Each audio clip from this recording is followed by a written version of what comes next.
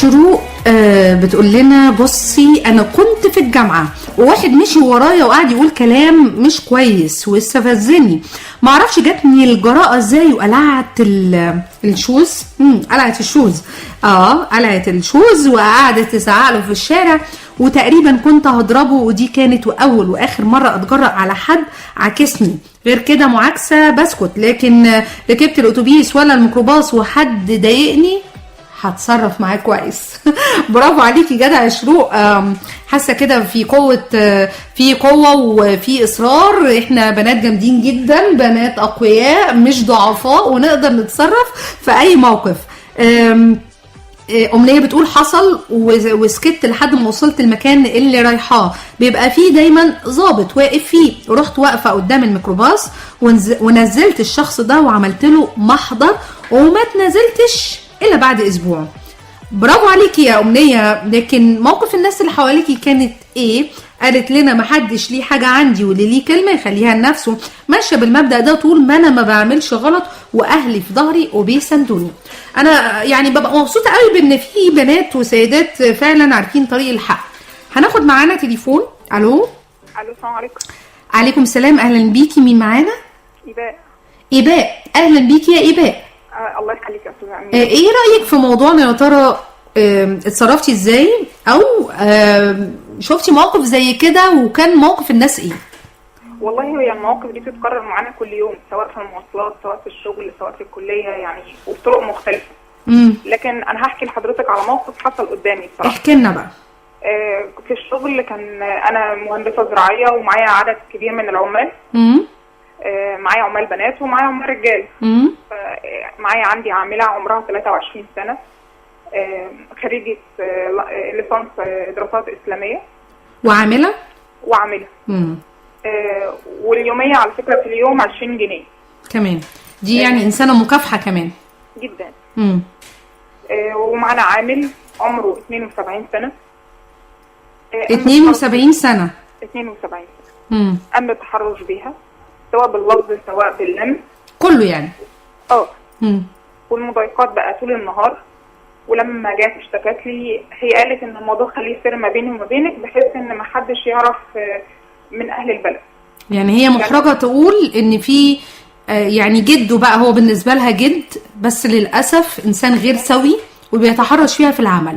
هو استغل الموقف انها من بيئه معينه، من بيئه ريفيه، هي هتستغل الموقف ضدها. قال ان هو لو اتكلمت هيروح بقى في وسط البلد بتاعتها ويقول هي اللي كانت مش كويسه، هي اللي نظرة المجتمع للأسف السلبية لما حد بتطلع وبتقول يا جماعة ده في واحد متحرش، بيقولوا لها انتي اللي مش كويسة، او انتي اللي أثرتي يعني وجودك خلى فيه مشاكل. طيب وبعدين هي مجرد انها تشتكي لي، فهي كانت بتحاول انها تصد الراجل ده. فقامت انها علت صوتها عليه بلفظ معين بعد ما هو ضايقها. طبعا هو استغل الفرصه ان اللفظ ده اتقال بصوت عالي، والناس الناس سمعت اللفظ لكن ما كانتش شايفه المواقف اللي بتحصل. تمام. هي جت تشتكي لي، كان هو رايح يشتكي للمدير قبل ما هي يعني توصل. كمان اشتكى للمدير. تمام. ده ايه ده يا ربي؟ المدير بتاعنا اصر انها تعتذر له. هي ما واجهتش الموقف ده وحكت اللي بيحصل لها منه؟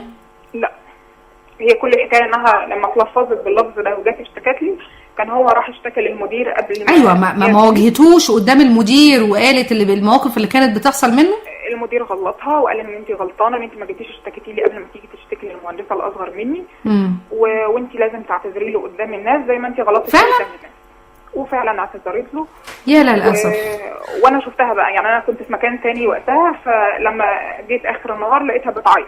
طبعا يعني في ظلم وقهر هنا بصراحه يعني. بالظبط. قالت لي كل الحكايه ان انا شفت ان المدير كذا كذا خلاني ان انا اعتذر. بس خليني اقول لك يا بقى، هي برضو يعني مش هعمل زي المدير واقول هي غلطانه والكلام ده، بس هي اتنازلت عن حقها من البدايه.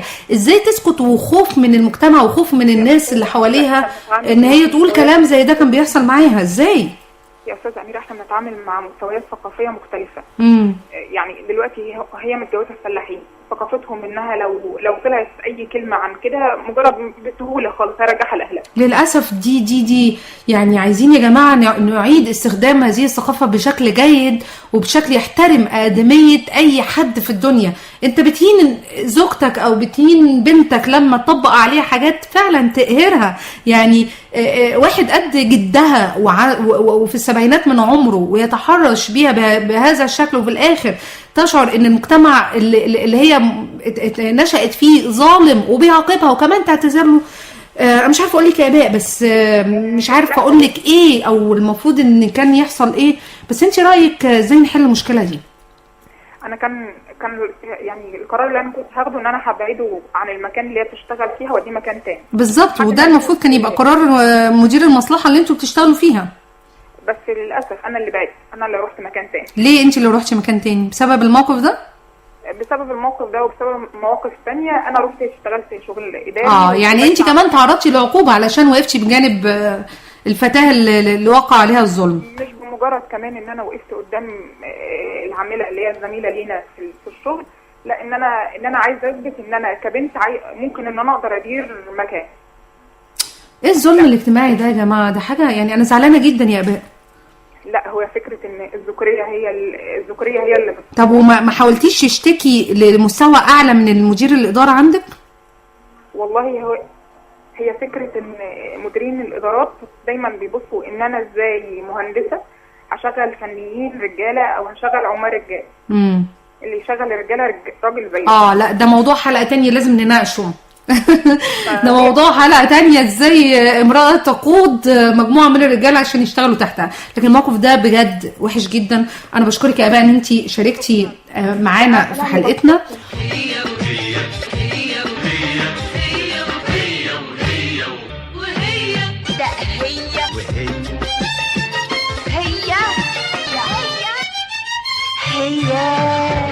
هي وهي أزكى من هو، هي أجمل من هو.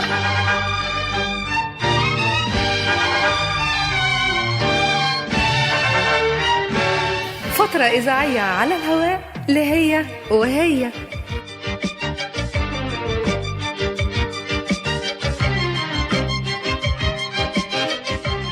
معكم أميرة شايشة.